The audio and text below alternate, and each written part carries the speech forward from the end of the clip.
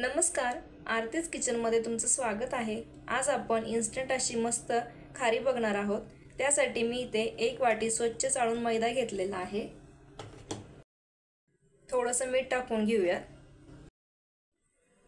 थोडासा ओवा आहे 1 चमचा, तोही आपण यामध्ये टाकून घेऊया।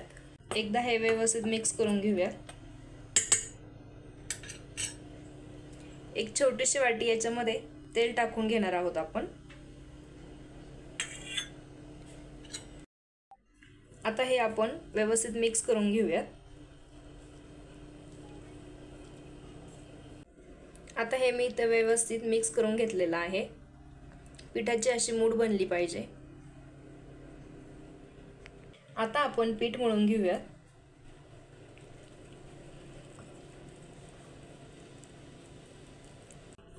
तर पीठ माझं इथे मळून झालेलं आहे। हे पीठ आपल्याला अगदी घट्ट मळायचं आहे, सैल मळायचं नाही।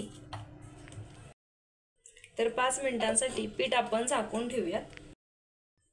आता आपण हे साईडला ठेवून देऊया।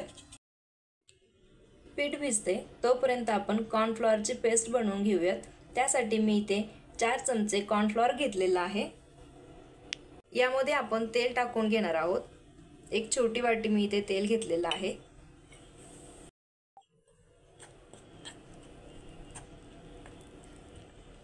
तुम्हाला जर तेलाऐवजी बटर, तूप काही वापरायचं असेल तर तुम्ही घेऊ शकता।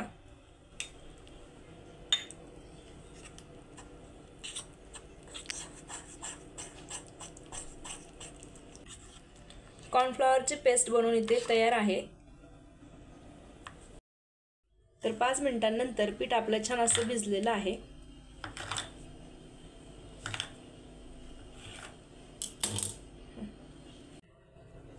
तर इथे मी पिठाचा गोळा घेतलेला आहे। याची आपल्याला छान अशी पातळ पोळी लाटून घ्यायची आहे।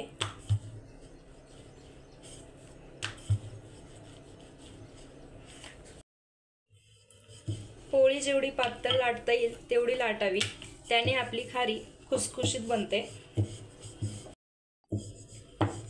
पोळी इथे माझी लाटून झालेली आहे। पोळी इथे आपल्याला ताटावरती टाकून घ्यायची आहे। त्यासाठी मी खाली थोडंसं मैदा टाकून घेतलेला आहे। यावरती आता आपल्याला ही लाटलेली पोळी टाकून द्यायची आहे। आता ही 3 पोळ्या माझ्या इथे झालेल्या आहेत। राहिलेल्या सर्व पोळ्या मी इथे करून घेते। तर मी इथे सर्व पोळ्या लाटून घेतलेल्या आहेत। आता मी इथे 1 पोळी घेतलेली आहे। यावरती आपण जी कॉर्नफ्लॉवरची पेस्ट केली होती ती याच्यावरती आपल्याला लावून घ्यायची आहे। आता याच्यावरती पेस्ट लावून घेतलेली आहे। आता सेम प्रोसेस दुसरी पोळी घ्यायची आहे, ती आपल्याला याच्यावरती टाकून घ्यायची। आता सेम तीच प्रोसेस करायची आहे आपल्याला। यावरती आपल्याला पेस्ट लावून घ्यायची आहे।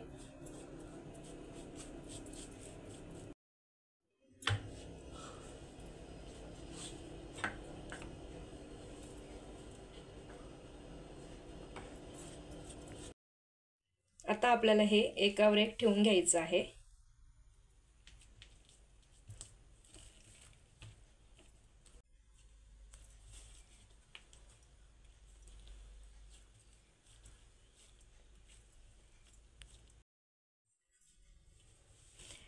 आता आपल्याला याची पुन्हा एकदा पोळी लाटून घ्यायची आहे।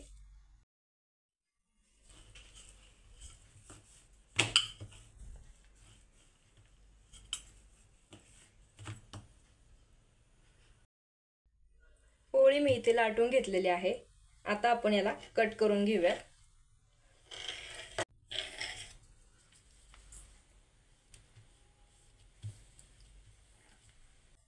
तुम्ही तुमच्या आवडीप्रमाणे कट करू शकता।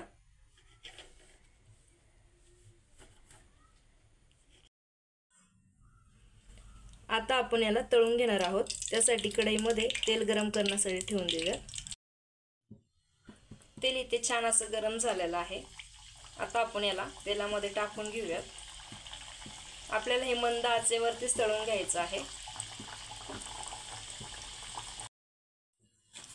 खारी इथे तळून तयार आहे। हिला प्लेटमध्ये काढून घेऊया। मग आहे की नाही अगदी बेकरी सारखी इन्स्टंट अशी खारी आपली बनवून तयार आहे। रेसिपी आवडली असेल तर लाईक शेअर व सबस्क्राईब नक्की करा.